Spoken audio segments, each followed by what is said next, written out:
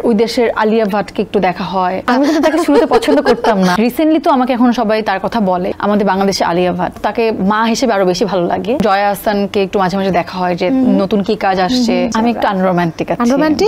AI বানানো ছবিগুলো আর আমার রিয়েল ছবিগুলোর সাথে কতটা পার্থক্য আছে মানুষ আমি জানি না কেন করছে। আই হোপ তাদের আল্লাহ হেদায়েত দান করুক। বাংলাদেশের মানুষ তো গরিব না, যারা আসলে মিথ্যার পক্ষে ছিলেন, মানুষ কতটা অন্ধ হতে পারে। আর সোশ্যাল মিডিয়াতে ইনস্টাগ্রাম হোক কিংবা ফেসবুক, কাকে স্টক করতে চাও তুমি? স্টক করতে চাই, হ্যাঁ, কিংবা স্টক করো, যেটাই হোক। স্টক করি না, মানে মাঝে মাঝে দেখি, যেমন দেশের বা দেশের বাইরের, যেমন আমাদের দেশের যেমন জয়া আহসানকে একটু মাঝে মাঝে দেখা হয় যে নতুন কি কাজ আসছে।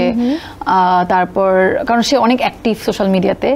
আর ওই দেশের আলিয়া ভাটকে একটু দেখা হয় যে কি কি রেগুলার কাজ করছে। সো এরকম আর কি কয়েকটা মানুষের কাজ দেখা হয়। ওকে, আলিয়া ভাটের কাজ কেন দেখা হয় বেশি? মানে অনেকে বলে তোমার মতো দেখতেই জন্য নাকি তুমি তাকে পছন্দ করো? না, আমি কিন্তু তাকে শুরুতে পছন্দ করতাম না। আমার ওনার প্রথম যে স্টুডেন্ট অফ দ্য ইয়ার, তখন আমার ভালো লাগতো না। বাট আস্তে আস্তে তখন তো মানুষ আমাকে এত বলতো না, কারণ আমাকে তো মানে এত মানুষ তখন চিনতো না। বাট রিসেন্টলি তো আমাকে এখন সবাই তার কথা বলে, এটা ভালো লাগে। তো অনেক গুণী একজন আর্টিস্ট, ইভেন আমার তাকে মা হিসেবে আরো বেশি ভালো লাগে।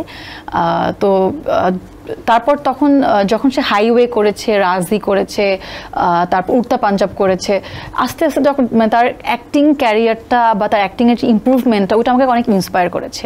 আর যেহেতু তাকে আমি তার ওই অভিনয়ের কারণে পছন্দ করা শুরু করেছি, আর মানুষ আমাকে বলেছে যে চেহারায় মিল বা ভালো লাগে।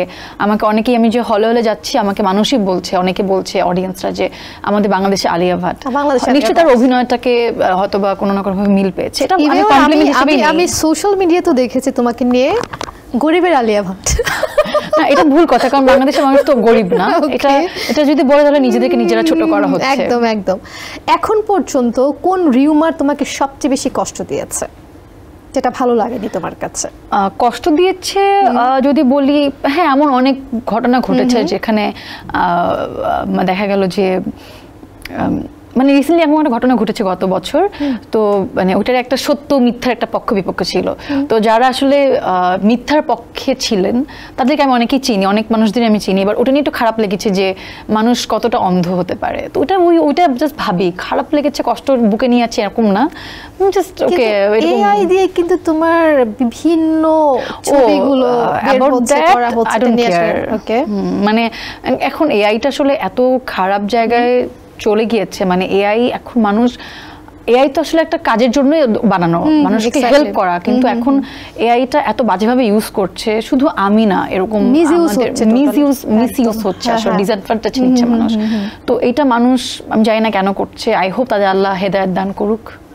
মানে আমাকে তো মানুষ চিনেই, সো দেখা গেল মানুষ জানে আমি কেমন চলাফেরা করি, বা আমার ফেসবুক সোশ্যাল মিডিয়া দেখলেই বুঝবে যে আমার মানে এআই বানানো ছবিগুলো আর আমার রিয়েল ছবিগুলোর সাথে কতটা পার্থক্য আছে, এটা মানুষ বুঝবে। বাট অনেক মানুষ আছে যারা গ্রামে থাকে, অজপাড়াগা, তারা তো ওটা দেখে বিশ্বাস করবে।